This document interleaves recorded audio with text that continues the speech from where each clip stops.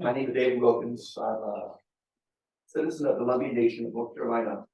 We're the largest quasi recognized Native people east of the Mississippi. And I'm happy to see our brothers and sisters from south of the Rio Grande. It's my honor to be here to welcome my good friend, Daniel Wildcat. We go back a long way, Dan and I, back to what I believe is called the Jurassic Age. And when I had hair, I believe. Dan and I were both blessed to have been disciples of the greatest native philosopher, Plenary Jr. of Standing Rock, Lakota. Dan is a Ute member of the Muskogee Nation of Oklahoma. He spent most of his career at Haskell Nation University, a storied native campus in Lawrence, Kansas. Dan's career has been outstanding.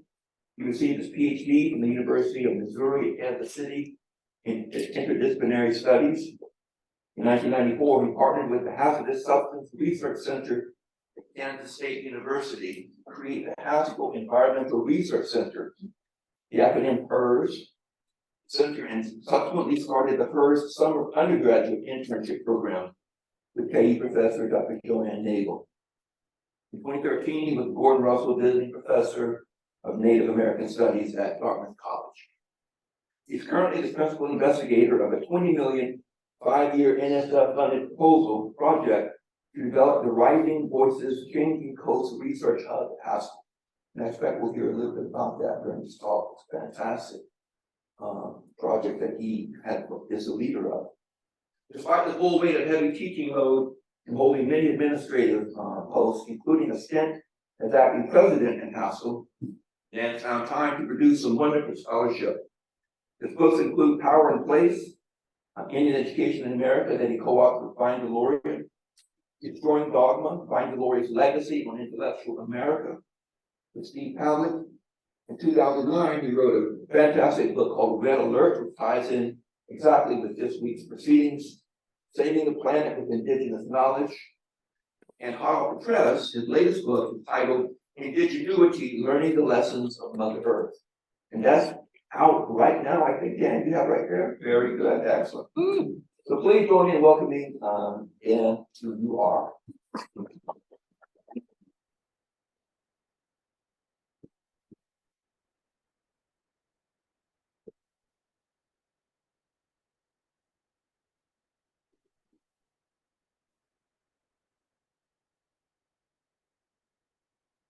Right. Well, after an introduction, I kind of think you just sit down. So thank you very much. Thank you, Dave. And again, I want to express my personal appreciation for the land acknowledgement. So, in my Zoya language, what I will say is, I got a song, Songele, Zoya ha, Yuchi ha, Muskogee, Shidane, Oshita Adane. Good morning, everyone. Hope you're well.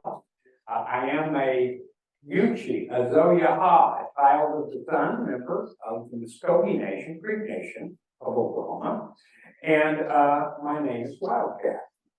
And I am so honored to have our relatives in this space from the South, and it's always been a dream of mine to work with our Southern relatives and, support them in their incredible leadership in environmental struggles for justice and life, in the land known as South America. But I've got a great topic today, and it's one that I can only touch on lightly because it's easy to say water is life, but like everything else, the challenge we have is not just acknowledging that, but in our life and our behavior, enacting that. What does that mean? Water is life. I'm going to start with reading a short passage from my new book, on indigenuity, but I'm gonna frame that with a story. David kindly mentioned the NSF Convergent Science Hub, a part of the COPE program, Coastlands and Peoples. We're just started a 5-year NSF grant. We're just starting year 2, or we'll just finished the first quarter of year 2 of that 5-year program. And it's an exploration of convergent science, which is really just a fancy way for saying interdisciplinary science. But NSF puts it under this moniker of convergent science. And Haskell, myself, have been working with a lot of climate scientists for over a decade now. People at NOAA, National Oceanographic Atmospheric Administration, folks at the National Center for Atmospheric Research, and then their academic arm, the University Center for Academic Research, the National Renewable Energy Lab, on and on, you know. And we had an opportunity, my gosh, it's almost been 2.5 years ago now, to put together a proposal for one of these large research hubs. And I got a call from one of my colleagues at NCAR, and they said, "Hey, Dan, have you seen this call for a COPE proposal?" And I said, "Well, I saw, a couple months ago, I saw one." I said, "Well, they've got one now out for Coastlands and Peoples National Hubs.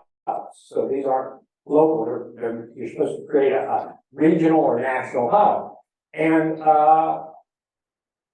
she said, her name was Dr. Heather Lazarus, she said, "I think we should go for a hub proposal, a national hub, based on all the work we've been doing for a decade with Indigenous people, with scientists from places like Scripps Oceanic Institute, you know, on and on." I mean, and of course, Earth Dynamic Systems modelers at NCAR, and then elders, wisdom holders, the people's wisdom holders, okay, that we've been bringing together in annual meetings in Boulder, Colorado. And I said, "Okay, that sounds good, because we kind of laid the groundwork for this, a convergent science hub." And then she pulled the rug out from under me and said, "Well, we think Haskell ought to be the lead institution." And I said, "My gosh, we're just a little tribal college, you know, and we are the de facto national, or international, I should say international, tribal college in the United States. But you know, we have over 800 students, most of them living on campus in our residential halls, but they're from all over the United States. But a big grant is, for us, $500,000. You know, or maybe $1 million. $20 million, we don't even have the infrastructure to manage that. But I talked with the people, our administration at Haskell. I obviously prayed about it, and you know, all of my colleagues and all of these great institutions that don't worry again, we'll make sure we can get this done. So we wrote into our grant really building infrastructure, so that our tribal college could handle large grants like this. And so the end of that story is we received an award to create a convergent science center, and with the distinct goal of showing NSF we will have better climate science if we include the on-the-ground traditional ecological knowledge holders of the coastlines, and put their local sensing together with the knowledge the remote sensors scientists use to build those decadal global climate change models. And so that's what I kind of summarize our project is: we're putting local sensors, knowledge holders, together with the remote sensing knowledge holders. We're building these models based on satellite data, and we're going to have a better picture of what's going on this planet. And so I'm excited about the discussions we're going to have over the week, because one of the things I'm committed to disabusing people of is the notion that when we get into discussions of indigenous knowledges and science, this isn't an an either or situation. We need both. More knowledge is better. And it's not a debate about which knowledge is right. And that's kind of what we're learning. And in this space, I think we're going to be able to really explore the implications of that. So let me just read a couple of pages and then I'll launch into some prepared remarks, but less formal. Okay, but I wanted to make sure I was thinking about, well, how do I start? I remember I have a section in my new book where I talk about this. So this will be kind of the beginning of my remarks here. And so just a couple of pages. It goes like this. Water is life. The statement is more than a doubt a Dakota Access Pipeline direct action political slogan. It is an existential fact. Yet water, like the land and air, for far too many on the planet is taken for granted, especially when about 1/4 of the nearly 8 billion people on the planet have no safe drinking water at home. Many argue that water scarcity is just as ominous an environmental threat as global climate change. Most people are not paying attention. And this inattentiveness is directly related to the environmental crises of land, air, and water facing the life on the planet today. One grotesque example of humankind's bad behavior with respect to water can be found in the single largest dump site on the planet. I'm sure I'm not telling you guys anything new. The so-called Great Pacific Garbage Patch, the GPGP, the Pacific Trash Vortex. According to the nonprofit The Ocean Cleanup, this concentration of trash, largely plastic, is about twice the size of Texas, and based on sampling contains 1.8 trillion pieces of plastic, with an estimated weight of 80,000 metric tons, or 176,369,810 pounds, million pounds. We actually might be thankful for the converging North Pacific Ocean currents, for the naturally occurring vortex traps the trash in this concentrated floating small continent-sized areas. The Great Pacific Garbage Patch provides a dramatic symbol for what is wrong on our planet today. Too much trash, especially plastic. And it also gives scientists, engineers, and policymakers a manageable area on which to focus cleanup and prevention activities of this damaging ocean pollution. Lakes, rivers, and naturally occurring ponds do not fare much better when it comes to pollution. I forgot, David, our good friend, I'm quoting our good friend here, Wes Jackson here. Wes Jackson, longtime director of the Land Institute, points out much of industrial agriculture takes on the character of a patient, a terminal dying patient, who is living on artificial life support with massive doses of chemotherapy. Agriculture, cereal grain agriculture in western Kansas is a product of the artificial life support system, the center pivot irrigation based on the Otago aquifer, living with massive doses of chemotherapy, pesticides, and fertilizers. Unfortunately, ag chemotherapy eventually makes its way into our water, primarily through seepage and runoff. Although winds can carry these chemicals too. Water is life, but many of our humankind, the way many of our humankind today is the problem. And then I go in to talk a little bit about an overall about 30 years ago at an intertribal GIS meeting at the White Mountain Apache Reservation. And this was in the early days of tribes using GIS, Geographic Information System technology. And so obviously there were a lot of young people there, younger people working with tribes, and they were really excited, and rightfully so, about the power of what they could do with geographic information systems to help with planning on their native lands. And so they really caught up in the power of this technology. And I noticed in the audience there was an old man sitting there. I didn't know if he was an elder or not, but he didn't look like he fit to be in that place at that time. He had on his Levi's, well-worn jean jacket, big black hat. He didn't, I shouldn't stereotype, but he didn't look like one of those GIS scientists or technicians, right? And he sat there calmly and listened to everything. And then they got done with the big panel presentation. You know, the moderator said, well, I think we have time for questions from the audience. And I saw this man put his hand up. Uh-oh. Is this Coyote or who is this here? I want to hear what this guy said.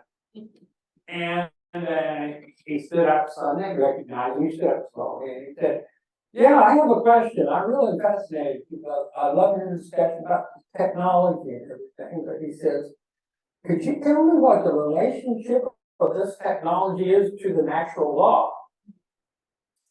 And the natural law? And they did what every good person does who gets a question they don't understand. Would you repeat the question, sir? I'm not sure we understood that. And he said again, he says, I want to know if you can tell me how these geographic information systems are going to help us in respect to the natural law. And they finally gave away the natural law. And he said, then that was his opening. He says, well, he says, you know, for life on this planet, most of the biology on the planet, including our human selves, he says, there's really only one law. You have to respect the land, the air, and the water. And if you don't,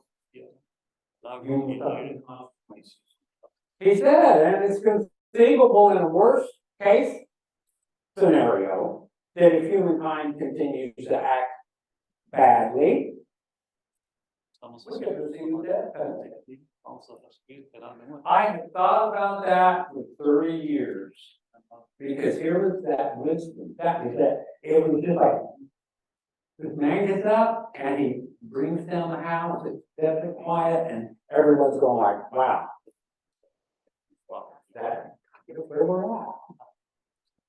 Well, and so the bad news is, so far, the age of humankind, the Anthropocene, has not been good for the balance of life on this planet. And it has not been good for the land, the air, and the water. And so I wanted to talk about this idea that became the sort of slogan, if you will, the rallying call at the Dakota Access Pipeline, direct action. Water is life, because I think it's time for us to really think deeply about what that means. We need to really think deeply about what that means. So, when I was asked to come and speak and what my topic be, I thought this is something I've been thinking about a lot. Haskell was only about 10 hours drive, you know, south of that place on the Missouri River at Standing Rock. When DAPA was going on, had a lot of students that were going up there. Interestingly enough, we had a few who left school that the fall, let's see, that would have been what, fall of 15 or 16. We had students that were going up there. And some left campus school because they felt so strongly they had to go up there and stand with the water protectors. By the way, here's such a great lesson. The women, the grandmas, the aunties, and the mothers, by the way, Standing Rock was led by women. They may not have been out front, but it was the mothers and the grandmothers and the aunties who led that effort. We want clean water for our grandchildren, for our babies, for our nieces and nephews. And so, anyway, they led that effort. And we had students going up there a few episodes, but what really impressed me was that students were often leaving our campus at about 4 p.m. on Friday, taking pickup trucks and vans full of food, hampers, things that people needed at Sacred Stone Camp and the other camps there along the Missouri River.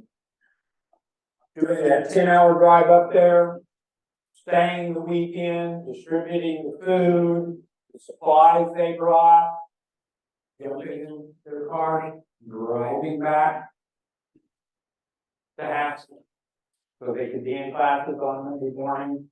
And that, to me, was the sign of a maturity in those young people that I wish our adults had. They weren't going up there to be a part of the scene. They weren't going up there because it was a place to be.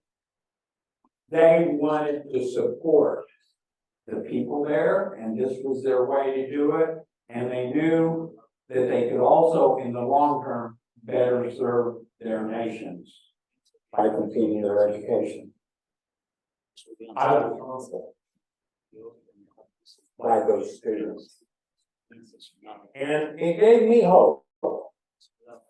That was the first kind of lesson I learned about standing up, to see how young people just automatically got what was going on up there. The second thing that I think is really instructive about Standing Rock is I thought it was political genius, and again, primarily it's a statement, an existential statement. The people who built the camps along the Missouri River at Standing Rock refused to be labeled as protesters. And they became known, even in the media, as the water protectors. We're not here to protest. We're here to protect our mother, this river, the water. That ancient, well-known indigenous knowledge. Water. De mucho tiempo donde hay. I thought that was, again, so important to understand. And their refusal to say, don't call us protesters, we are protectors of the water. And we're not just protecting it for us, but protecting it for everyone. That's really powerful. Now, before I get into what I think all of this means in a fundamental sense for all of us in this room, one other specific kind of lesson I think we should take from Standing Rock. So, the first lesson, it was a great demonstration of the power of the feminine, of woman, the maternal in this world, which has been largely shaped in this Western society by a very patriarchal kind of rationality and expression of power. Women really brought this to the fore. They refused to be called protesters. They were protectors. And so the third lesson I think we learned from Standing Rock is at the end, you remember when finally it was decided, look, these camps are getting too big, we got too many people there. So there was all this talk, we're going to go in and forcibly remove people. And I found it very, very interesting that we had all kinds of non-native organizations announcing, we're going to Standing Rock and we're going to stand with you. Most prominently, there was a whole group of Vietnam veterans. These weren't American Indian veterans, there were some American Indians in the group, but these were Vietnam veterans who said, this is the battle we'll stand with you on. And they were coming to Standing Rock because they said, if it gets tough, we're going to be with you. We're going to be standing on your side. Now, about this time, people began to realize that this was really the hopeful part of what was going on at Standing Rock. Those last couple of months, when the population depended on who you talked to, approaching 10,000 or slightly more people along the banks of the Missouri River. The vast majority of the people there were not Native people. They were people from all around the world. They were college students from campuses all over the United States. They were peace and justice organizations. And I thought, this is powerful, because what it tells me is a lot of people see what this issue is ultimately about and understand water is life. It was hopeful. There were a lot of good allies there on the ground. Now, here's the challenge. The camps broke up. They're still continuing to work on building that blasted pipeline. And people just kind of go on as life as usual. I think we have to think very, very deeply about our relationship to water. And we don't do so. We take water for granted. And we do that because it's so available. You don't have to think about it. No one in here is worried about whether they're going to be able to take a shower tonight, whether they're going to be able to cook a meal with water. We don't give it a second thought about the water when we go wash our cars to make them all shiny and bright. We run our water all the time. We don't need to.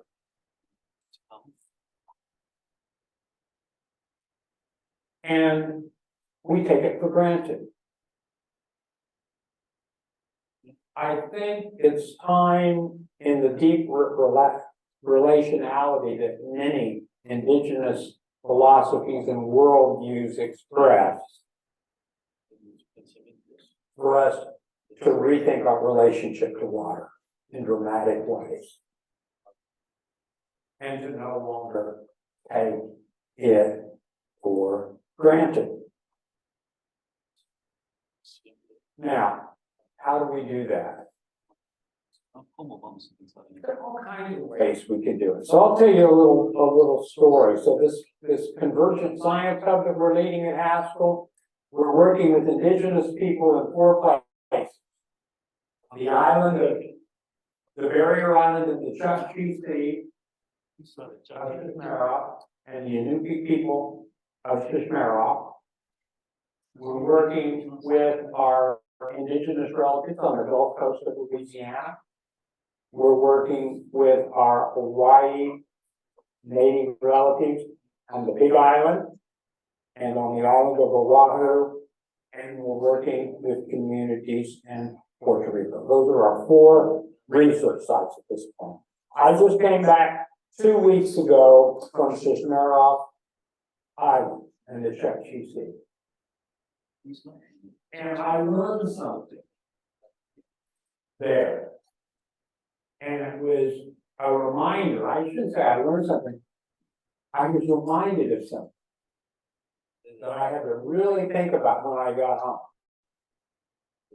So here's the story. I'll give you the short version.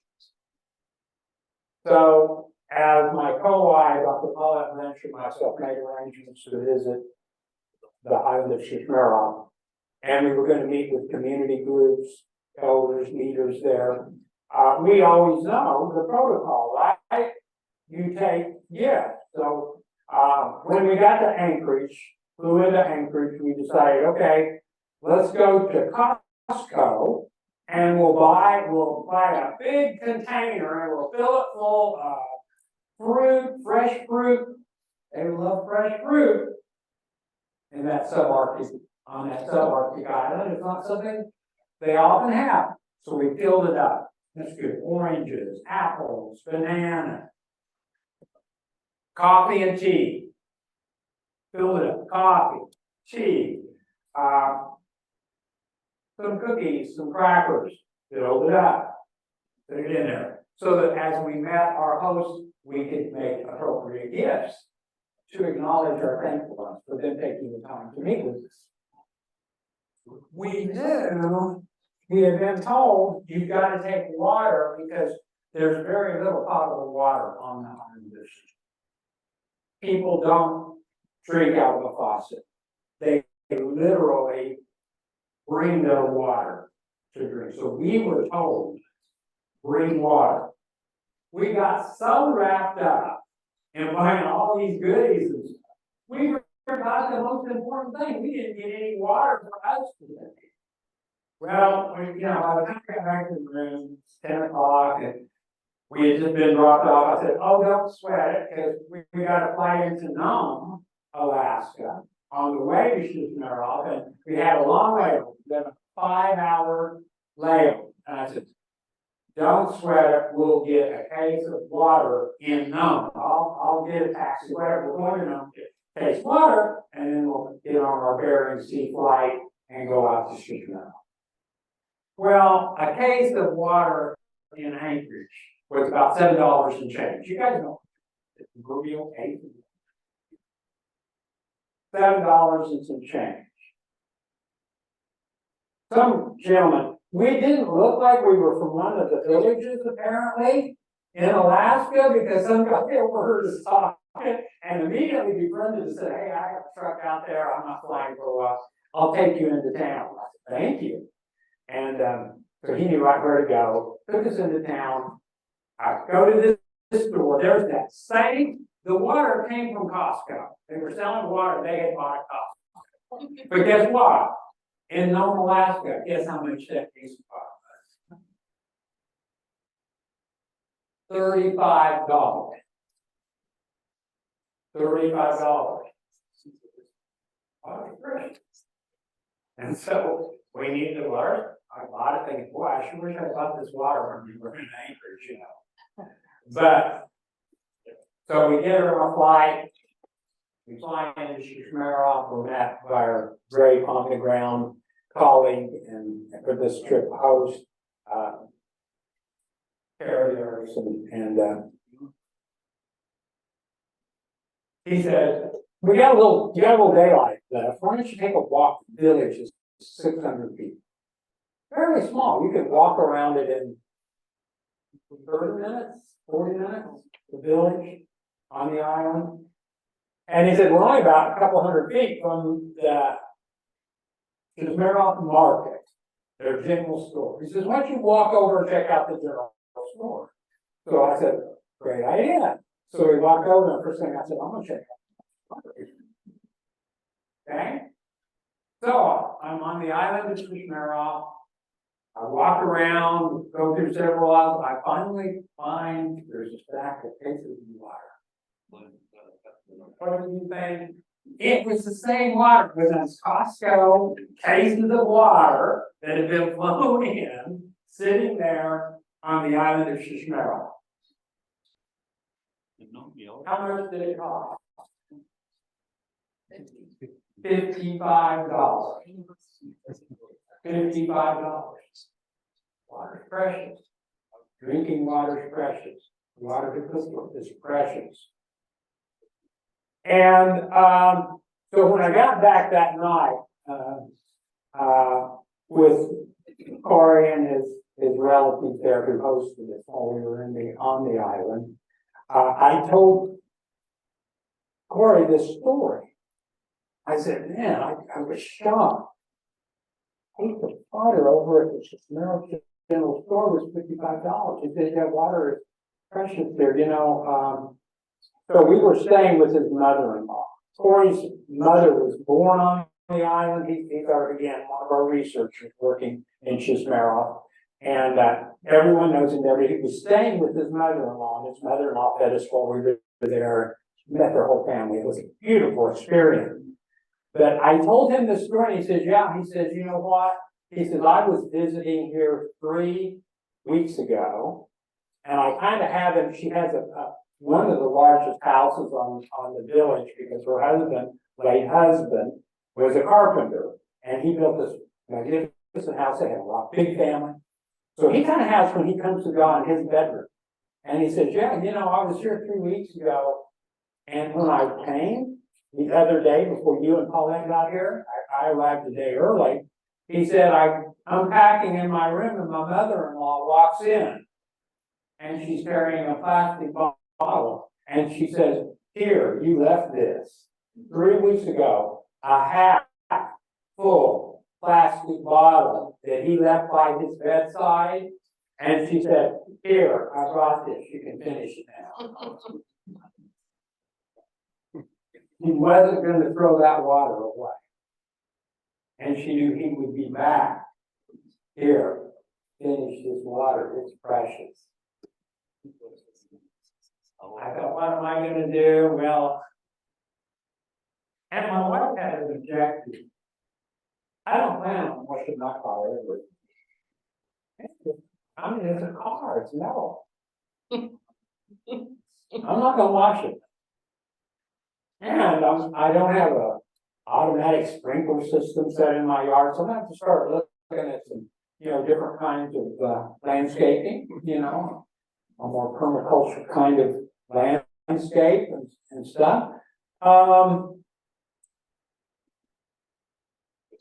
And so it reminded me, water is life, and made me think I have to embody that knowledge. Now, I know my colleagues are probably going to touch on this same issue, but this will be a short introduction to, I think, what we'll be talking about in some respects the rest of the week. I hope we'll be talking about. We are not going to address the physical problem of climate change unless we have a full-on cultural climate change on this planet. The age of the Anthropocene is anthropocentric worldview that we are taught to hold and to enact is the problem. So I would respectfully suggest we consider 3 indigenously inspired principles so that we keep trying the same thing over and over again and getting the same horrible results. Number 1, let's consider enacting lives wherein we acknowledge we do not live in a world full of resources. We live in a world full of relatives. And you don't treat relatives, the land, the air, the water, the plants, and the animals like resources when your name is Wildcat. My name comes from my four-legged family. Think of how radical things would change if humankind started acknowledging what modern biology teaches us, our natural kinship with the balance of life on this planet. We must start today embodying activities, embodying research, embodying entrepreneurship that allows us to acknowledge the personhood of water, of the land, of the wind, of plants and animals. And reconstruct our idea of community to recognize humans are just one small part of a very complex eco-kinship community. And so far, we've been pretty bad community members. We've been pretty selfish. We've been pretty destructive. So that's number one. Let's move from a world dominated by discussion of resources to one where we acknowledge our relationships with relatives. Now, that opens the door for another very, I think, useful principle. If we do that, we can counterbalance this insane fixation, particularly citizens of the United States of America have, with inalienable rights. Now, I want to be clear about this. I don't think you will find any people on the planet who honor the unique gifts of every individual and a notion of liberty, a fundamental notion of liberty. I don't think you can find any people on the planet who honor that as much as Indigenous peoples. That's a given. But you will also find that in our most ancient traditions, we never talk about rights unless those are coupled with something I've never heard an American politician talk about, are inalienable or unalienable human responsibilities. Think of that shift. It's a parallel shift, by the way. When we live in a world of resources, we spend a lot of darn time in courts and spend a lot of money arguing about who has the right to use that resource. If you live among relatives, you don't argue about who has the right to use grandma or grandpa. That's rude. What you do is you talk about what are your relatives, responsibilities to your relatives. And there is, I think, an incredible opportunity we could have based on the wisdom of many Indigenous peoples on this planet. We call it Pachamama for a reason. Because there is our mother. We didn't need Lovelock to write a book 40 years ago to tell us that. We knew that. We understood that. It's a part of our world. So, first two principles, let's think of how we can radically embody actions, activities, organizations that honor our kinship, our deep relationality with the balance of life on this planet. But we've got miseducated idea of resources and us behind. If we do that, we can counterbalance this fixation on inalienable rights with the recognition, the acting of inalienable responsibilities. Therefore, our challenge becomes a whole framework of us asking, what does it mean for me to be a good relative, to be a mature human being? And I love this phrase, right relationships with the life around me. I think that opens the door then to this third point I would like to make. So again, we're going to move from a world of resources to one from relatives. We're going to counterbalance the second point, inalienable responsibilities, inalienable rights with inalienable responsibilities. And last but not least, I think if we do so, we can walk away from this horrible problem of greenwashing, of sustainability. We have corporations all over the planet practicing. The problem I have with sustainability statements is a little bit like land acknowledgments. I appreciate the land acknowledgement that was offered today. But let's be clear about those acknowledgements.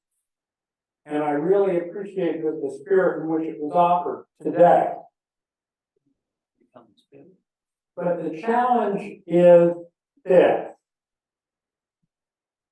Everyone today has, every major corporation, including the ones that are most damaging to the planet, if you go to their web pages, they have a sustainability statement. Problem is, I don't think I want to sustain what they want to sustain. I don't think we're talking about the same thing. And so what I would suggest is we start thinking about statements of systemic life enhancement on this planet. How can we promote systems of life enhancement? We can walk away from this idea of sustainability, which is largely anthropocentric, human-centered, and move to a question about how can we live in right relations with our different than human relatives. Familiares. By the way, this isn't going to put a damper on innovation, creativity, or indigenuity. What it's going to do is say, we're really going to have to get the best and brightest of you young people thinking about what this means and how we do this. And the wisdom surrounds it.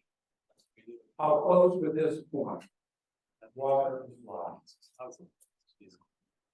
Here's one of the things that we lose sight of in often, although I'm glad to hear there's a great emphasis here on the outdoor classroom.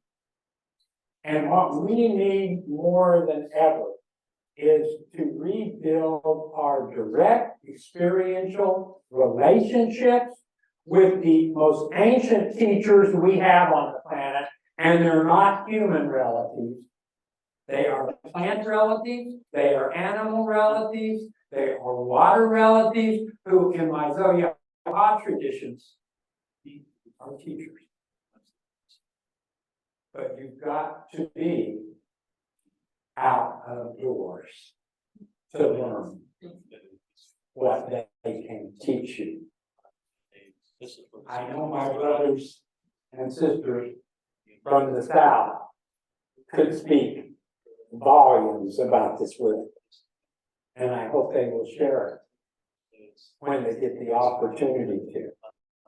But this is ancient wisdom, and it's all around us, but it resides out of doors. It's not all about us. And let's rethink justice. Just us, humankind. But we've got to really think about what it means to be in right relations with the balance of life we share, this thin biosphere, this thin covering of our Mother Earth. And that's good work. It's going to be hard work.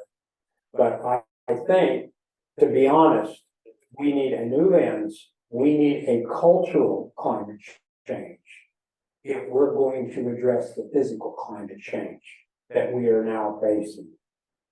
And I'm humbled to offer these remarks. I've spoke to you as a relative.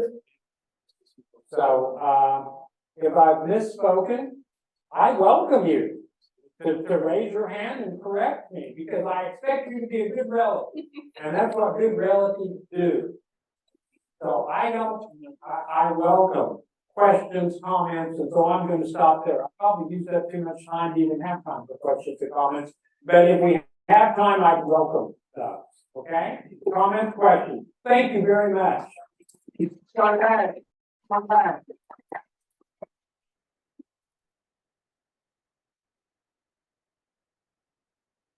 Let's start with the question. Then let's throw it open for questions, comments, reactions, folks input. As you know, Mandalorian in many of his works talk about this inherent tension between the indigenous worldview and that of the West. And Vine talked about cultural understanding and relationship that you just emphasized throughout your talk, and how profoundly different that was from that of the West. Yeah. Because the concept that Vine emphasized that you just spoke on, was the idea of kinship, the idea of relationality. Whereas for the many in the West, particularly the corporate world, it has such a dominant role in what happens in terms of the environment. Their lens is not kinship, but property. Yeah. The cost benefit analysis. But are we any closer? We're having this event this week. It's a beautiful title. Are we actually any closer to beginning to braid knowledges in a sustained way that can make a real difference in your view? Based on what you see happening now. So I will speak honestly.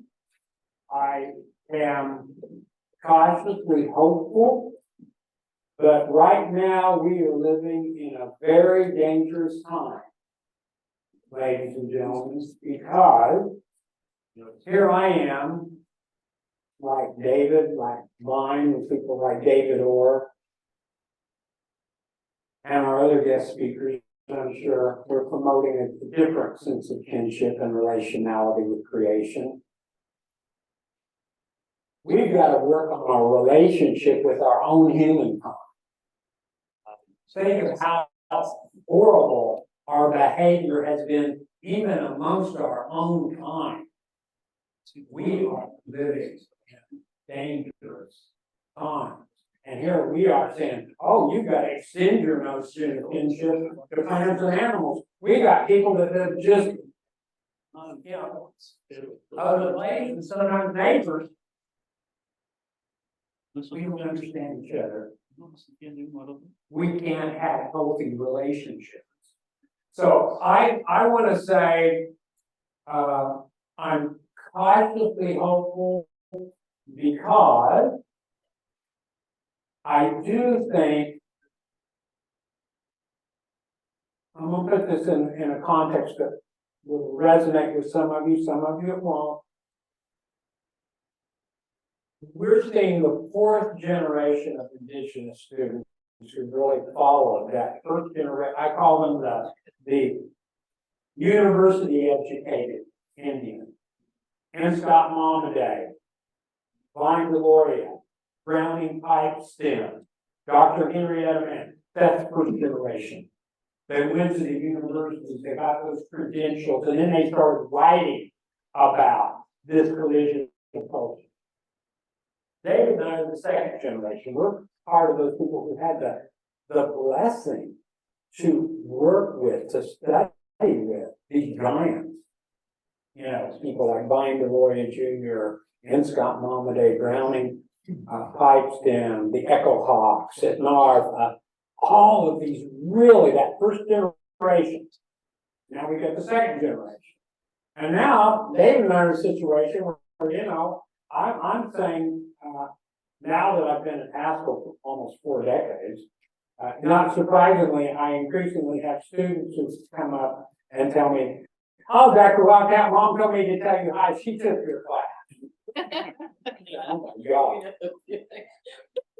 I said, when someone comes up and they say, Grandpa told me to tell you hi, he took your class, then I know it's time to retire, right? But here's the point.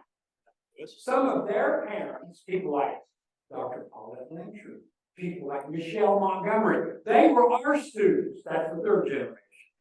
Now, in many of our traditions, I don't know how it is among our brothers and sisters in the South, but in many of our traditions in North America, the number 4 has tremendous significance. The 4 grandfathers, the 4 sacred directions, how we honor those, and our deep expression of relationality. And I've been telling you students here today, undergraduate students, you're literally part of that 4th generation of students who had the opportunity to read, to learn from, to listen to those earlier generations of what they've given us. I'm hopeful. And that's why I wanted to start with that Standing Rock story. I see more maturity among my undergraduate students than I had when I was an undergraduate. And they taught me some things. They are very aware of the situation they are facing. And I think for those that are long in the tooth, like David, both Davids in the audience. Oh, down. No picking on our elders. No, or Ann Wilkins and myself. You know you're old when your students come up to you and say, "Oh, Dr. Wildcat, I saw you in a video about repatriation and NAGRA," and I said, "Oh, really?" And they said, "Yeah, you used to have black hair." Oh, thanks a lot. Yeah. And been around doing this for a while. But I think our job is to support, counsel, to advise, and as best we can in our own lives, try to embody the change that we would like to see. And I think that's the best we can do. And we're not perfect. We're all entangled in this mess. We're entangled. But we're trying to untangle some of those knots. And I think we can do it. In UCHI, we would say is it's okay, na. It's okay, na. We're still here. We're still here. Okay, Jew. Okay, Natsu. We can do it together. Together, we can make good things happen. So I'm glad. Thank you very much for this opportunity. Do we still have questions? Okay, let's go. Questions? Yeah, we got questions right back there.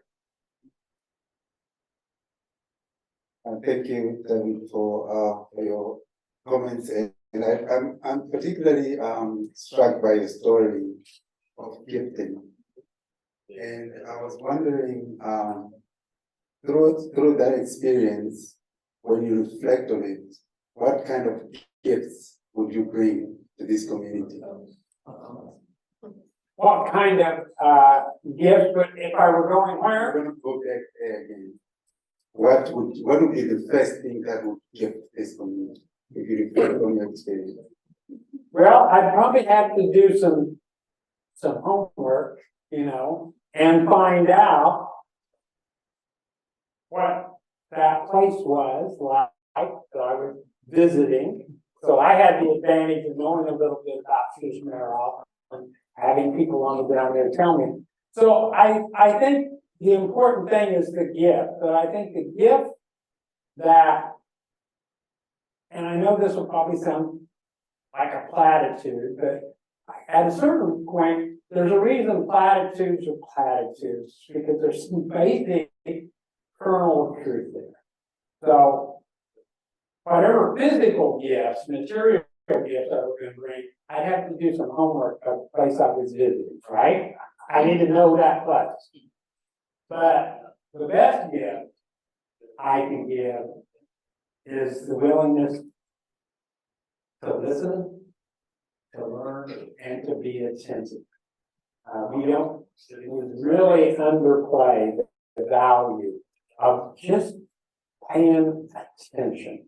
You can learn so much by just being quiet, pay attention, and listen, and be mindful of where you are. And I always try to bring that every place I go. And I think that's a pretty good gift. I was hoping water would be one of because to me, Yeah, if you had gifted them yeah, water, you wouldn't have just forgotten water for yourself. yeah, yeah. Because the whole theme was water is precious. Yes. But even for the people that are there, Yeah. think of water is precious. To Yes, yes, But in this Yes. case, water was precious to us. And yes. it's only when we forgot about it, it became a crisis. Well, yeah, exactly. I mean, what we were told was, these are the things to bring, but bring water for yourself. So you're not taking that because it's too precious. Yeah. Thank you. Some of you may know that Jacinta appeared to us virtually last year during International Education Week, exactly a year ago, to give a virtual address. And so she loomed on this screen as sort of an Amazonian presence. She was immense. And when I met her in person in New Zealand in May, she is ordinary size, but still always in my mind, gigantic in stature. Professor Ruru is a distinguished professor of law and holds an annual sesquicentennial distinguished chair at the University of Otago in Aotearoa, New Zealand. She researches how state legal systems should reconcile with their indigenous peoples, their laws and knowledges, and specifically considers how law and policy can be more te piriti awetangi compliant to better enable Maori to contribute towards caring for, owning, managing, and governing lands and waters.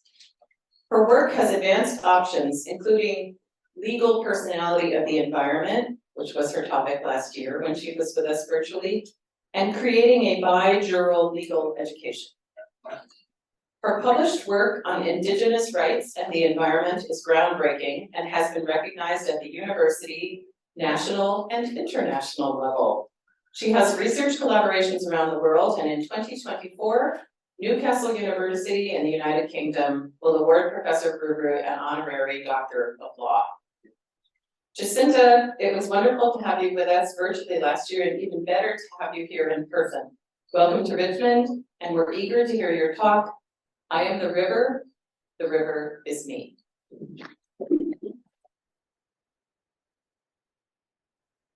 Well, thank you for that very generous introduction. It's amazing to be here. It's an enormous honour to have this opportunity to sit with you this week.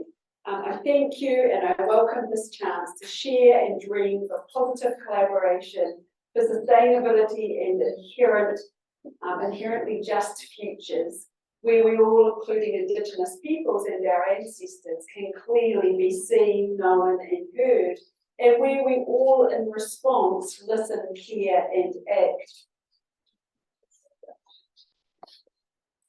And I really, Daniel, amazing presentation who I'm following, and I'm really just reiterating exactly what you have said. And you said it way better than what I could say. And really what I'm doing is, I suppose, bringing an Aotearoa New Zealand kind of context to your three key messages that I applaud resoundingly. So I wish to open in accordance with who I am. As an Indigenous Māori woman from Aotearoa, New Zealand, so in my language, ka tangi te titi, ka tangi te kaka, ka tangi te aho, te hei mauri ora. Nei aku mihi kia rana nui e te ihi nei, kia papatoru ku e tapoto aki nei, tīnā kōroa, ko tēnei te mihi, ki ngā tine ngati, moi mai rā, ko tēnei te mihi ki ngā mana whenua, tēnā koutou, So in translation, I hear the sound of the birds, I acknowledge Sky Father and our Earth Mother. I acknowledge those who have passed away, and I acknowledge the Indigenous First Peoples of these lands, and I acknowledge everyone here today.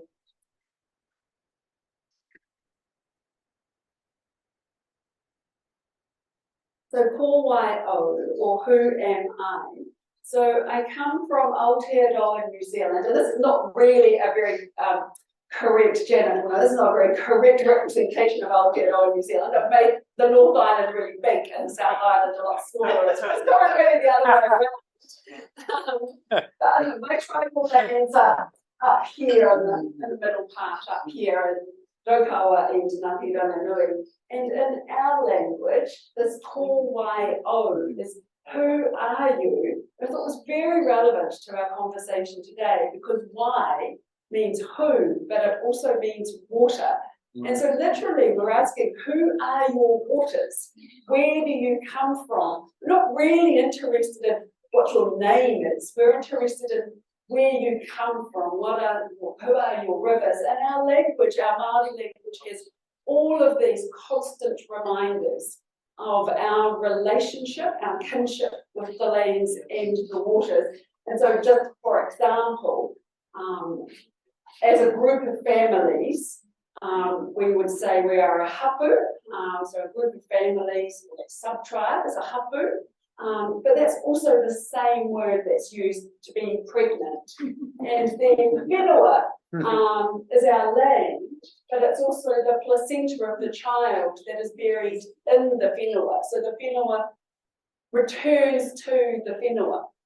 And so these are constant reminders, are just some examples for us as Māori in Aotearoa, New Zealand, of our responsibilities to the land, to the waters, and we are part of the lands and the waters. We're not above it, we're not there to dominate it. We have those responsibilities.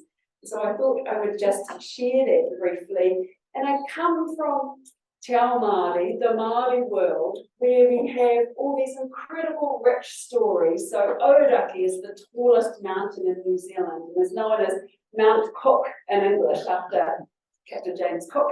But in our language, this is Otago. This is one of the four brothers who was up under the Sky Father, Ranganui. And those four brothers wanted to travel down on a boat on a waka to find their Earth Mother. And they couldn't find her, and so they said this karakia, a prayer to return back up to Sky Father. But instead, they hit this hidden reef, and these four brothers scrambled to the top of the boat, or the end of the boat, and it turned to stone. And so this is the tallest of those brothers, Otago. And in this story, it's not just a story, it's all the laws and values and customs of being Māori. And so, for example, it's inappropriate to touch the human head, just as it is inappropriate to climb to the top of this mountain. You will touch, that's an ancestral mountain, that is an ancestor of the Ngāipuhi people. And all of our landmarks, here's Taranaki, it was encased in the 3rd National Park of Aotearoa, New Zealand. We followed the American Yellowstone National Park model. And so here in colonisation in the late 1800s, this amazing mountain, he's a male mountain, he stands there all by himself. It's quite unusual. It's this one mountain way out on the west coast of the North Island, no other mountains around him. And he lost a love battle. He used to be in the central part of the North Island, and there was this big battle, these two men battling over this female mountain. And he lost that, well, Taranaki will probably tell the story. Māori will tell a story slightly differently.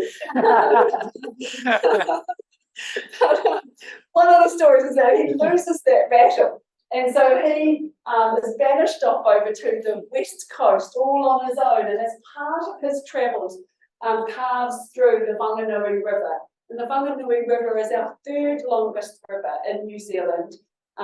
This is the title for my talk. I am the river is me, very much comes from these people here, from the Whanganui River. And this is the one that has made kind of the world stage. You know anything about environmental law in New Zealand, This is the river that our New Zealand law now recognises as having its own legal personality. It is its own legal identity.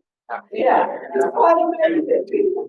So these three features are going to come up in my talk today, and essentially, I'm trying to reinforce that from our Māori worldview, we have an inherent, sophisticated, complex Māori legal system. And at the centre of our Māori legal system is a notion of kinship, or whanaungatanga, this relationship with one another. And we can contrast that with, for example, our inherited colonial legal system come from England, that it might value freedom or democracy. Again, really good ideals. It's not like one is better than the other. They're just different. And so from this Indigenous point of view, from our Māori point of view, their value to understand is kinship. Whanaungatanga is what drives all of our decision making. And so I think that's important to appreciate. So with this knowledge, my call for action for a future for sustainability is essentially, if we're serious about really wanting to create a better decolonised and reconciled society, accounting responsibly with horrendous past and continuing colonial wrongs, and utilise all the best sciences and knowledges available to holistically address the environmental crises of climate change, sea level rise, biodiversity loss, polluted, unwell waters, then I think we must open our hearts and minds and hands to empowering Indigenous peoples to lead us forward, and not just to be consulted with. We need to shift back power and resources to Indigenous peoples, and I think this is one of our greatest hopes for survival of humanity on this planet. In order to action this transformation, we need to completely reconsider, for example, our current environmental and conservation laws and policies, in order to unravel the continuing colonial stronghold of prioritising only Western science, Western ideas of ownership, Western ideas of governance and management tools for caring for lands and waters. So in order to strengthen the governing and managing role of Indigenous peoples with public lands and waters, we must have a conversation with relinquishing power in favour of Indigenous sovereignty and Indigenous self-determination. And this can be one of our catalyst moments for positive transformational change. And it could be the catalyst moment for us as a nation and in the world to properly address the multiple crises and to lay the foundations for a better future for all humanity. So why do I care? It's well known that colonial state laws around the world have done an enormous amount of damage to destroy and disrupt Indigenous peoples' intergenerational responsibilities of environmental care and use. And so in this short talk today, I'll map briefly some of the advances in my home country, Aotearoa, New Zealand, where we have made what we're making towards a decolonised society, where laws begin to empower rather than terminate Indigenous Māori ownership of lands, waters and coastlines. And so in this country, if you missed the educational week last year that was all focused on Aotearoa, New Zealand, you know, we're literally on the other side of the world. You know, we're going into summer rather than winter.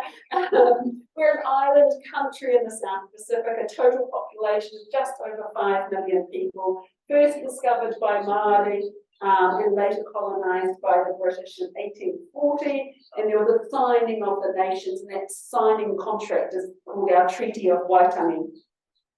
And Māori today make up about 17% of the population. So in Aotearoa, New Zealand, some innovation to decolonise property and environmental law is evident. For instance, because of the Māori insistence on negotiating with our Crown government, legislation now is recognising some of our Māori ancestral embodiments in nature, including that third longest river, the Whanganui River, as a tool of legal personality. And likewise, because of the persistent Māori action in state courts, judicial decisions are becoming more respectful of Māori property and environmental laws and values. So in turning to the detail of my talk, I applaud and honour the intellectualism, the bravery and the resilience of my Māori ancestors and relations then and now. And I often ask myself these three questions. So if we see and hear as a nation, Māori environmental ancestors, so for example, if our law is going to be brave enough to recognise Ōrākei, Mount Cook, as the sun ranganui, if our law is going to be brave enough to recognise the Whanganui River as having its own legal personality, what do we do in response? We can't just stop there. So if our colonial-dominated current constitutional orders are no longer fit for purpose, what better orders do we dream for?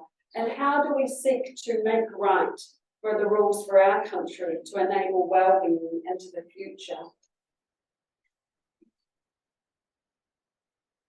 And it is in this quest that I argue that the discipline of law matters. I don't know if there's anyone in the room studying law.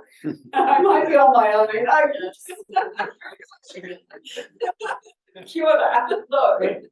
And right now lies one of our greatest opportunities for positive transformation of society and conservation law. If we're willing to go on this journey, to wish for and then to make real the principles for our future. So just a little bit about me. While my father grew up in the North Island on his tribal lands, my tribal lands, right next door to where his ancestors have lived for generations, a marae, a meeting house. I should have had a nice photo of it. And my Pākehā English mother grew up in the North Island as well. But I grew up in the lands of Ngāitahu, the far south. So in the South Island here, you might have heard of Queenstown. So we're quite close to kind of the big tourist mecca of Queenstown here. And Queenstown is a city town that's on the shores of this lake Wakatipu. And I was brought up at the head of that lake on a gravel road. Nobody lives there, very remote. At the foot of the majestic Ern's Law, the braided waters of the Dart River, surrounded by lands protected in the renowned Fiordland and Mount Aspiring National Parks, managed by our Department of Conservation. But something seemed terribly amiss and remiss. Wasn't I also living in the stolen lands of Ngāitahu at the head of this lake, Ngāitahu regarded as a giant, the sleeping giant? It's a freshwater lake that breathes, the water goes up and down. It's incredible. And wasn't I also, the head of the sleeping giant on a boat that Maui, one of our demigods, used to catch the big fish that the Europeans named the North Island? And wasn't I living near to the trails of the most precious traded resource in the Māori economy, our pounamu, our greenstone, a place deep with centuries of Māori history and knowledge, but none of this was visually evident in the mostly overlaid English place names of my childhood home. And so this childhood unease led me on to dream for better, more respectful ways to acknowledge Māori histories, stories and interests, to remain stewards of lands and waters essential to cultural identity and survival. And so I ended up in the study of law. Law hasn't been kind to Indigenous peoples. It has silenced, stolen and criminalised much of what is dear to Indigenous peoples. So the discipline of law took hold of me in the 1990s. It was a chance encounter. It was not always obvious I'd go to university. Few we knew had. And I've been really inspired in my primary and secondary schooling.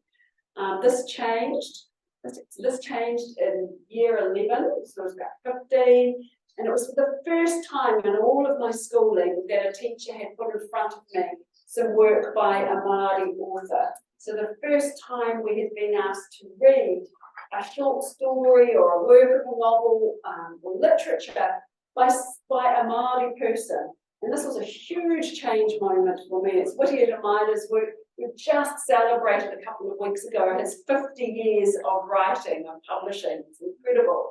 And so it was his work that was a real big change moment for me. It was about racism in our country. It's Yellow Brick Road.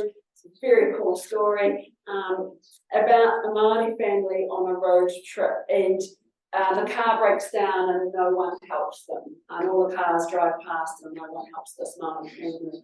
I knew then I'd go to university because I wanted to know more.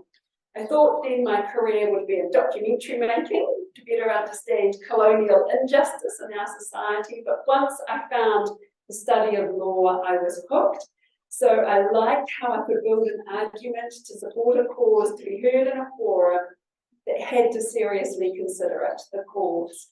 But I struggled with much of the curriculum. It was perplexing to sit in lecture theatres learning about. So if you're law students, they would know, we're talking about here, legal positivism, primary rules, secondary rules, clear cases, hard cases, all containing underlying messages that law is objective and just. And I learned like this was our legal system, but different people. So we're a constitutional monarch. We've got a different system of government in New Zealand to the US. In the US, your constitution is supreme. In New Zealand, our parliament is supreme. So our parliament can make or unmake any law it wishes. And really the only constraints on parliament are those 3 yearly elections. So I learned that this is our legal system, 3 branches of government, and that parliament is supreme. We were told that their words are neutral, and that they were neutrally applied by the courts. And I could not reconcile this unbiased standard of law with the stories of my father's family. The stories are about deliberate dispossession from ancestral lands from the 1860s onwards, through insidious, racist, assimilationist legislation and local government rules. And I knew our experiences were not unique. All Māori families tell of similar accounts. So these experiences in my tertiary education, and actually in all of my formal education, were mostly invisible. So studying law gave me an insight into how the law was used to achieve colonial goals. It did not convince me that law operates on an unbiased natural terrain. And so I came to regard the subject of law as both shocking and fascinating.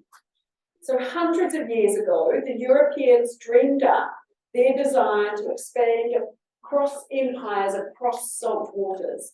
They developed a new legal doctrine, the doctrine of discovery, and our court, it was really developed, or a lot of it was advanced here in the US, and your Johnson and McIntosh and all those series of cases that our New Zealand courts somehow knew about.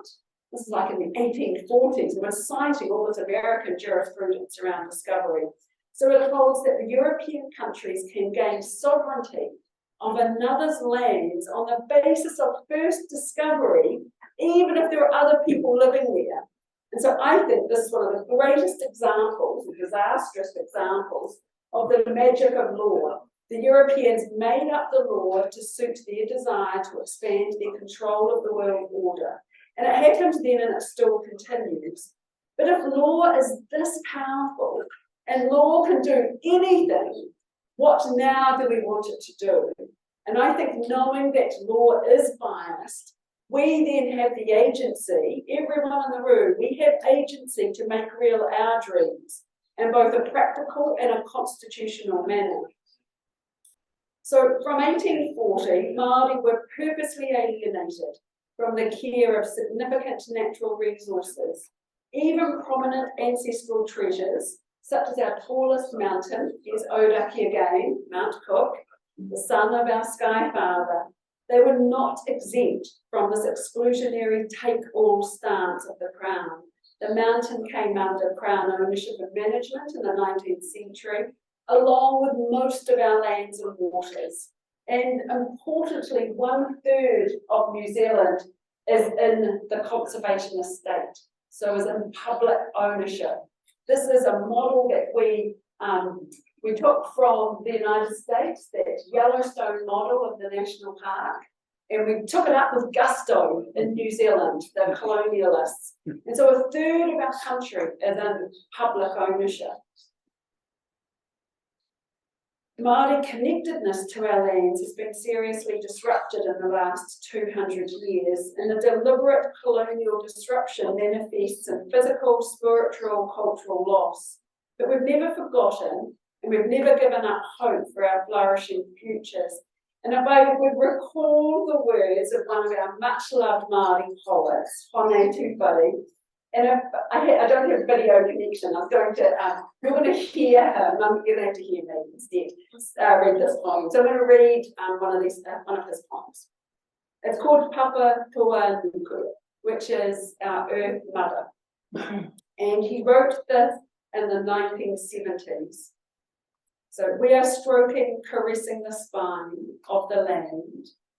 We are massaging the ripped back of the land with our sore but ever-loving feet. How she loves it, squirming the land wriggles in delight. We love her.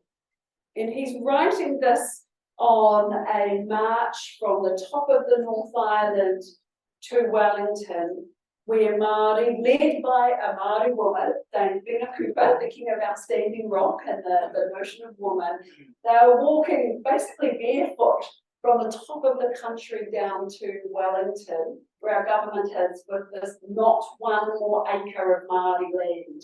Do not take one more acre of our land. So it was a very incredible moment in 1975. It was incredible because for the first time, even though Māori had been protesting Crown action from 1840 onwards, in 1975 there were televisions in nearly every home in New Zealand. And for the first time, all New Zealanders, got a sense of this injustice in Aotearoa, New Zealand, where we were quick to condemn what was happening, for example, in the US or in South Africa. We New Zealanders had been brought up with this notion that we've got the best race relations in the world. We're always in better than Australia. And so we had this whole idea. And in many ways we were better than Australia. The Indigenous Australians didn't get the right to vote until the 1960s, whereas that happened in New Zealand in the 1860s. So we had this whole false idea that you were the best race relations in the world. And for the first time in the 1970s, Māori protest and police forceful action of dragging, Māori women and so on away from these protest sites was beaming into New Zealand homes. And it was a huge moment for us, and it helped us as a country lead into reconciliation, into a notion that there have been wrongs done in our country and we need to apologise for those wrongs and we need to reset.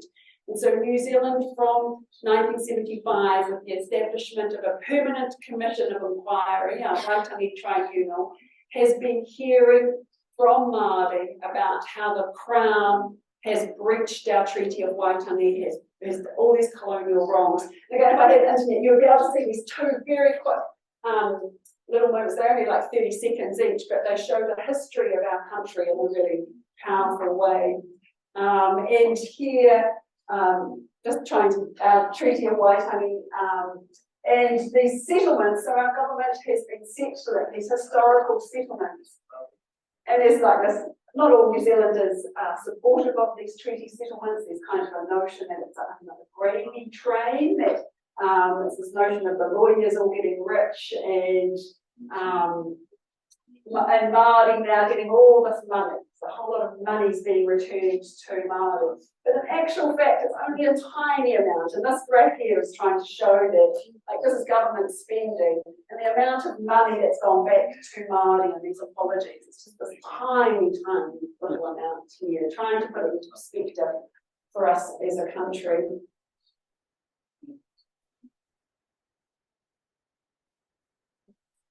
So to repeat, if law can do anything, what more do we want it to do? By knowing that law is biased, we have agency to make real our dreams in both a practical and a constitutional way. And this is what excites me, with our government now creating in law the recognition of a harsh history of breaching our Treaty of Waitangi.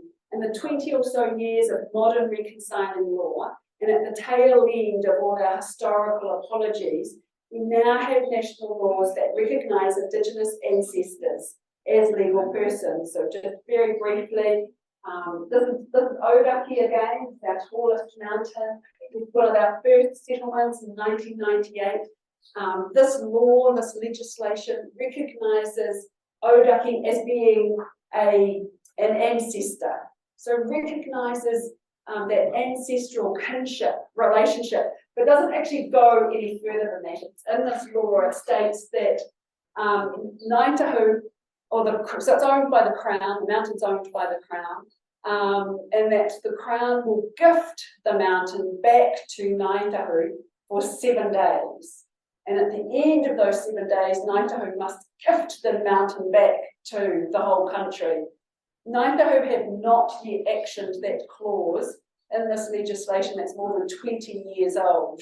And they will not do so until they are happy with the whole settlement package. And so it's an interesting, forceful mechanism to illustrate how strong this notion is that the Crown must own public lands.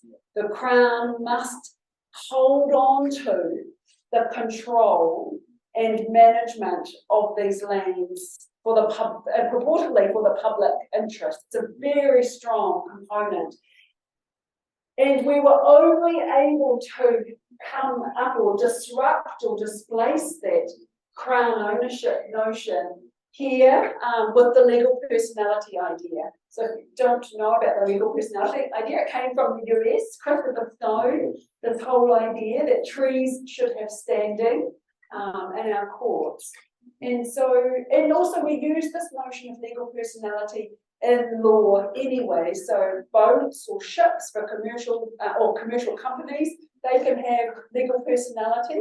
So it means that they can be brought into court and done. So it gives them agency in a courtroom, essentially. We utilised that in New Zealand, that idea of legal personality for the environment, and applied it to a huge forested area, to Aotearoa. It was one of our national parks. Never really been done before. We removed that whole park from the national park estate and put it into its own legal personality. Its legal personality is that it's a Māori place. Next slide. Yeah, for Tuhu, it's the heart of the great fish. I said that the South Island is the boat, the North Island is the fish. It was fished up, and here, Tuhoe, it's actually the heart of that big fish. And the legislation now recognises that. The legislation is also with the Whanganui River, the third longest river, encased in a national park, mostly in a national park. It's now recognised as being its own person. And same with that Taranaki, that male mountain who lost that love battle. He's also now being recognised as having his own legal personality. But it came within a context where we're Māori, we're not arguing that these places need more environmental rights or more environmental standing. These places are already protected in perpetuity for future generations. They already had the highest level of environmental protection as a national park. So we weren't arguing a rights to nature type argument here at all. We are arguing instead for an Indigenous solution to caring for these lands, an Indigenous reconciliation notion, and that's what's really exciting for what's happened in Aotearoa. So it's extraordinary that our state legal system has now recognised this. Māori families across the country have dreamed of and fought hard for this to happen, and my research has been arguing this for a number of years. So legal personality is a vibrant and real way to displace Crown assumptions of Crown ownership. And throughout the world, governments have the opportunity to lean in and learn from Indigenous peoples to recreate laws and policies of care for lands and waters that make sense to Indigenous peoples, to address the recent centuries of legal and societal racism and bias. So recognising nature as legal persons enables many powerful things for us as a country. Legal personality transforms our nation's legal system by placing at the forefront of our society a Māori understanding of the world, this kinship idea. And in the words of our then Minister of Māori Affairs, the Honourable Peter Sharples, legal personality offers us a profound alternative to the human presumption of sovereignty over the natural world. And so it's quite remarkable that we have had this success in Aotearoa. And I want to, I'm going to keep talking for another 5 minutes. But I want to not just leave it there. I want to turn to our actual environmental legislation. So we've got these little exceptions. We've got Te Urewera, we've got Whanganui River, we've got Taranaki that are recognising a Māori agency. But if you come back to the law that is governing a third of our landscapes, a third of our country is in this conservationist state. Since 1987, this is the Conservation Act, has said that that whole act must be interpreted and administered to give effect to our principles of our Treaty of Waitangi. The principles of our Treaty of Waitangi have a notion of partnership, and a whole lot of other principles, but partnership is a really important one. By reading just the section 4, 35 years on, you would think that we would have a conservation management system that is at least bicultural and power sharing, bicultural and science and Māori science applications that are weaving together of 2 knowledge systems. And you would think it would be our Māori language, it would be bilingual in expression. It's not. None of those things are evident in Aotearoa, New Zealand. This point has been made forcefully by others for a long time, including our Waitangi Tribunal.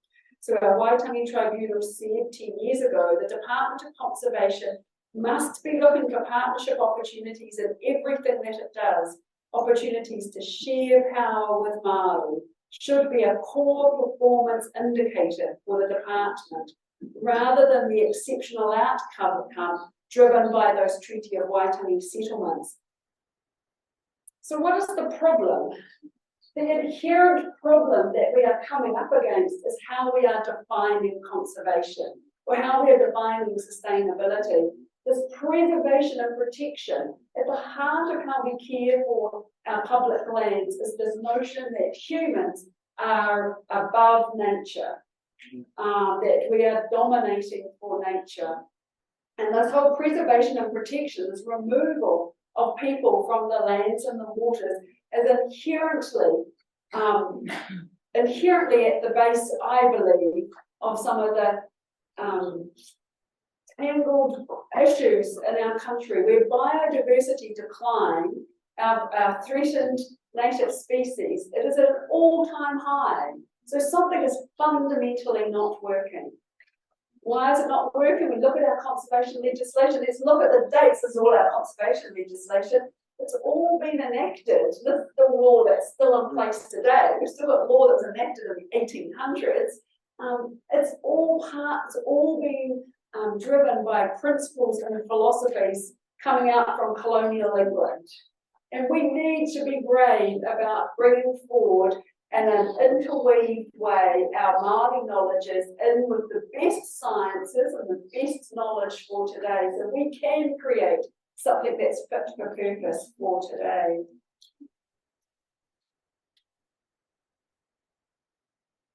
So there you go, there's an example of, and this is copied from the US. You look at the US, you look at Canada, you look at Australia, how they define a national park.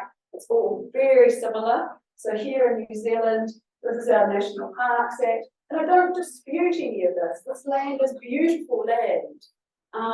It's ecologically important land, but what is entirely missing from here is our Māori knowledge, our Māori stories, our Māori connection is completely absent, and it's deliberately absent. It's entirely hostile to a Māori way of being with these lands and these waters. And I think that needs to change. And I think we only need to look to, this is the rules of Te Urewera, the kawa or Te Urewera. So Te Urewera is that Youthia National Park, is now its own legal person, and remember this is the great fish of Maui. We only need to look at what happens when Māori are given the pen. And so Māori have the pen to write the plan of care for Te Urewera. And I think this is one of the best examples of English writing ever published. So it's both in English and in Māori. So this reads like no other national park management plan I've ever read. It deliberately sets out to, and I'm quoting, disrupt the norm. It strives to manage people for the benefit of the land, rather than manage the land for the benefit of the people. Isn't that incredible? I think we've got some management students here. You know, we're managing people for the benefit of the land, rather than managing the land for the benefit of people. There's a remarkable document that embraces a process of, I'm quoting, unlearning, rediscovery, and relearning to seize the truth expressed by our beliefs. The orientation of the plan is stated as, quoting, deliberately, we are resetting our human relationship and behaviour towards nature. Our disconnection from Te Urewera has changed our humanness. We wish for its return. So this is Māori writing this. In all decisiveness, we are returning to our place in nature as her child. And so the plan knows that the answers of biodiversity well-being lie intimately within the lands themselves. If we listen carefully, so just quoting again, nature speaks all the time and is understood only by the sincere observer and heedful mind and heart. Humanity has much to gain from reigniting the responsibility to Te Urewera, for within these customs and behaviours lies the answers to our resilience, to meet a forever changing climate. And through committing to Te Urewera values, we are innovating our instincts and adjusting our behaviour to ensure a prosperous future that is secure. And so, you know, I think that is really exciting, and I'm just going to whiz through our courts are catching up. So I said, you know, 20, 30 years when I was a student studying law, the student experience in legal classrooms now is very different.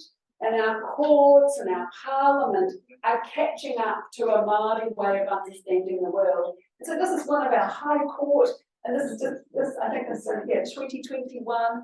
Here we have a court confidently talking about Māori ideas of our relationship. So these concepts of dominion and imperium, of like property and sovereignty, had no counterpart in a Māori legal system. In the Māori view of creation, the central figures of Earth Mother and Sky Father, with the earth being created when these two were thrust apart by their children, they are regarded in our Māori law as ancestors, and one does not own one's ancestors. Ancestors are the source of kinship, of that relationship. And in our Māori laws, rather than being an emphasis on exclusive individual or collective title, we focus on the use of the land relationship with ancestors. And it's exactly what you were saying, Daniel, I think, in many ways. And so this braiding of our Māori knowledges, if we can find ways to bring in our Indigenous knowledges alongside all the best sciences and knowledges that have been developed around the world, I think we can do some incredible things. And so this is more just my constitutional points, and I really will finish now. Honour our treaties. Lots of protests in New Zealand all the time, very vocal, always standing up, always marching. And we have also, as Māori, put forward different ideas for constitutional futures for our country. So we're not just wanting the rewriting of our conservation laws, we're wanting the rewriting of the whole constitution of Aotearoa, New Zealand. And we've got this notion of different spheres of influence, and that our government, our crown, has one sphere of influence, but as Māori, we need our own self-determination sphere of influence, and there needs to be a space where we come together. And so we've been doing some work, and this is work that I was involved in. It's become very highly politicised. But anyway, this is all we were trying to say, is that back in 2019, there's this huge sphere of government control. And there's this little point of joint sphere in a tiny little way that Māori can exercise our sovereignty, our self-determination. And in 2040, which will be 200 years since the signing of the Treaty of Waitangi, we want to see a shift in those spheres of influence. It might not look exactly like that, but if we're going to move to there, we need to deliberately have a roadmap to how to move to there. And just by consulting with Māori, consultation is not enough to make any of these kind of shifts that we're looking for. And there's work that we're putting out all the time around how we can do this and how we can do it in a conservation estate. This is really exciting work that's just come out this year that is profiling those spheres of influence. A flourishing and abundant haeao is our environment that sustains and nurtures all people of Aotearoa. So this is the vision for all people of New Zealand to value and be in good relationship with Earth Mother. So thank you for the opportunity. This I am the river is me, is this notion of kinship and who we are as Māori and how the opportunity that we have to bring that to the forefront of not just our environmental laws and our conservation laws, but also into our whole constitution and how we construct our country is, I believe, a challenge and an opportunity that we must endeavour to go on to address, the huge crises. And they're not just environmental crises, it's entirely our homelessness, our poverty, our unwellness. Like there's this notion that, if I am unwell, I'm only as healthy as the river. So if you've got a polluted river, well, the people are just as polluted. They are unwell. And so to be well and flourishing, you need both. And so that's a kinship. So kia ora, thank you. I'm really looking forward to the week.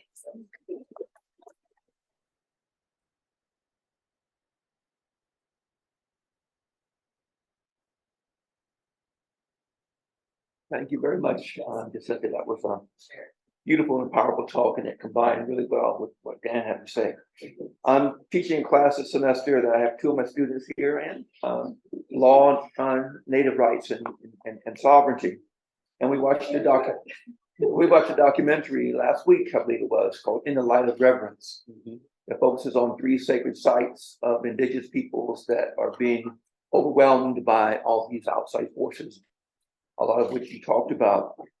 And in one of the segments, Vine Delory was interviewed, and he was describing the Bears Lodge, also known as Devil's Tower in Wyoming, and how that's a sacred site for many indigenous groups in that region. And you have rock climbers that want to go up there whenever they feel like it and climb to the top and just exhilarate. Native people are saying that mountain should not be climbed, just like the one you mentioned up here. And Vine said, how do we explain that to non-Indians who don't understand that that mountain needs time of its own, just to be let alone? And so toward the end of your presentation, you mentioned a number of pieces of a strategy, and I wanted to have you talk a little bit more about how that strategy is coming together. So I'm thinking educational curriculum, right? Yeah. To try and educate the Pakeha, legislation that you talked about, litigation, public relations, the media, activism, structural changes to the Constitution, et cetera. So what do you see in terms of the long-term strategy that might lead to this braiding of knowledges that we're talking about here? Yes, so thank you. And I think what we're seeing, New Zealand, I suppose, with Māori are 17% of the population. So I think that's kind of, and so we're able to, so still looking to Janet, like there's a lot of New Zealanders who are still very resistant to anything Māori, anything to the Treaty of Waitangi. We've just had a big change in government, and it's turned to a right government, and there's two kind of very right in New Zealand political parties. They want to have a referendum on the Treaty of Waitangi. It'll go exactly the same way as the Voice referendum in Australia went. I have no doubts about that. So it'll be a no in New Zealand. And so we can't have that referendum. And I'm very hopeful that we're not going to have anything like that. And I'm hopeful because there's been a lot of work, consistent work. I mean, we have no choice but to do this work, and that the work that, and I suppose probably that population perspective one is a good one.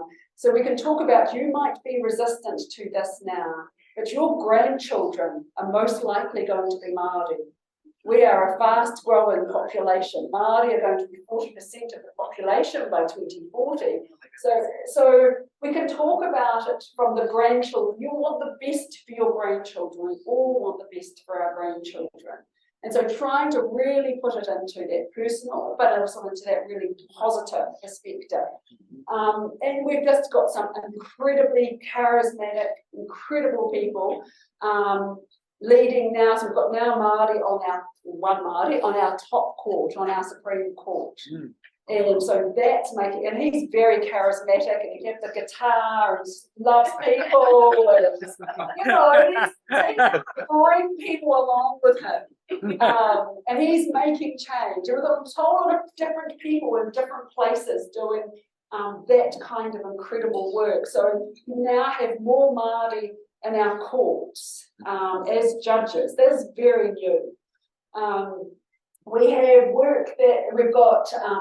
For the very first time, it's only been rolled out in the last year or two, our schooling system from primary school to secondary school, they now have to learn New Zealand history.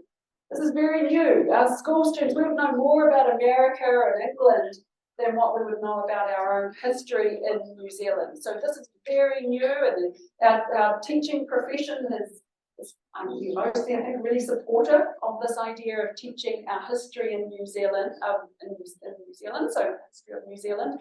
That's very important.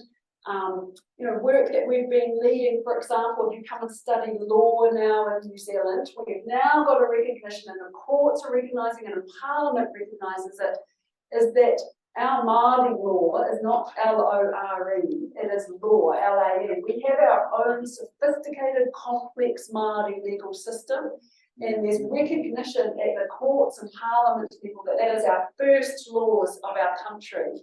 And the English law is second law. And so we're now talking about first laws and second laws, and that we're trying to make a third law, which will be the interweaving of those two laws, and that'll be our law of Aotearoa. So that's kind of the language that we're using.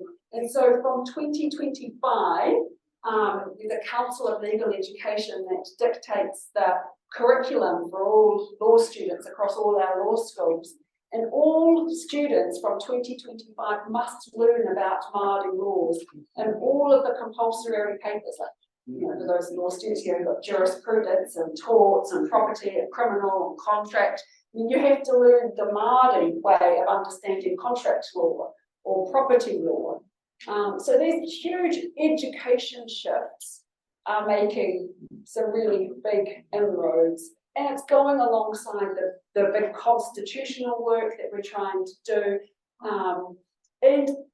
And there's been a shift, and I think hopefully it'll continue. There's some pushback, but there's a shift for a lot of New Zealanders to learn the Māori language. So in about the last 5 years, a lot of New Zealanders, teachers and so on, have been going to night schools and so on to learn their classes, to learn our Māori language. That's a big shift.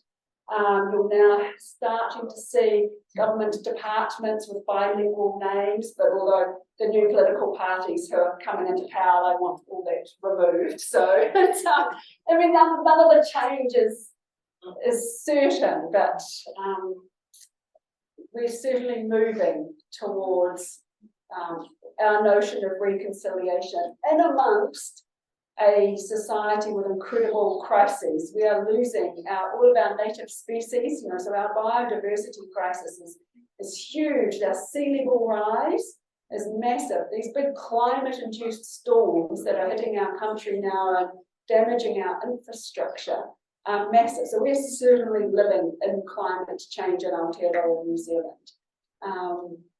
And so these ramifications are very unsettling. And I hope through that unsettling that we will have confidence to embrace a Māori understanding of the world. More questions? I'm curious about the role of spirituality and traditional religious culture and the worldview, the kinship worldview, and how you can communicate it or have it be adopted by folks who don't share that background, and how do you stop it from being co-opted, and people do see the value in it but may not have the wisdom experience what you're trying to share. Excellent question, and I don't know if I'm going to be able to answer. Janet, you could help me answer this if you wish. And I think we're really careful to not position it as spirituality. So we don't have that, even though of course it's a whole world view and it's a Māori understanding of the world. And since colonisation, many Māori have adapted Christianity, often to the real frustration initially of those missionaries where Māori, so from 1815 the Bible was translated into the Māori language. So we had written Māori language. The Bible was one of the first.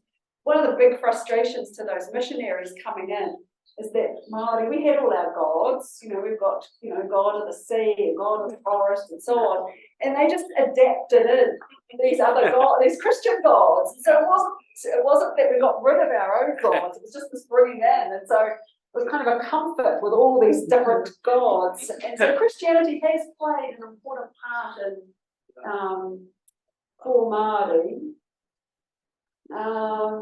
But in terms of how we try not to talk about that Māori worldview and that spirituality context. I don't know, Jen, I'll talk to you. Yeah,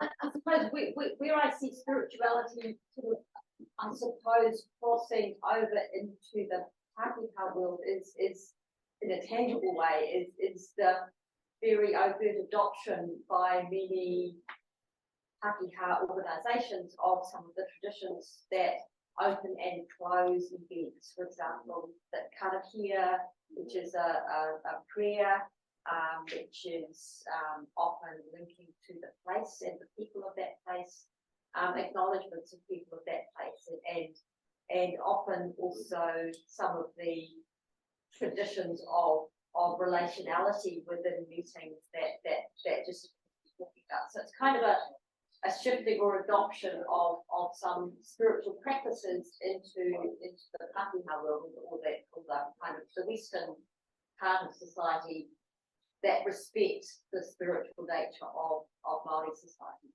Yes, in the last few years, it's kind of crazy for us. I don't know, you wouldn't have a university meeting or a local government meeting. Yeah, they're all starting with Māori prayers and ending with Māori prayers.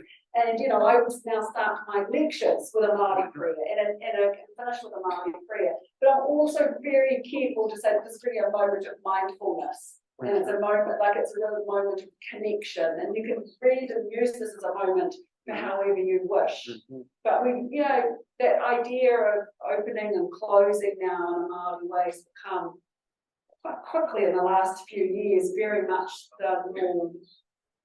It's not to say all New Zealanders are highly supportive of this. Yeah, it's that kind of deliberate. When I say New Zealand, I'll always say Aotearoa New Zealand. You just got to be so deliberate in everything that you are doing, and those reminders, and how we use language, and how we stand, and where we stand, and how we try and take New Zealanders with us. So for my students, I've got a class of 260 students that came into second year law at the beginning of this year. Half of them had not been to one of our marae, our Māori meeting houses that are scattered across the whole country. So half of them had not been. And so it was really deliberate that we took the whole class, and they felt really supported, and they had an amazing time there, which they did. And so we had, at the end, it's cultural that you say your thanks, to the hosts. And so we had particularly male men, so this kind of, this age group here, quite staunch, in front of all their peers. They were in tears and saying, I didn't know it would be like this. I didn't know I would, they were just amazed at how much of a positive experience it is to be in the Māori world. If you can get people there, it's the hard thing. You can get them there though, and then they have this most incredible, enriching experience, because the Māori world is all about kinship and relationships. We're desperate to try and make relationships with you. We're trying to find connections and where you come from and so on. We're not about control and exclusive rights and so on. So it's a big shift.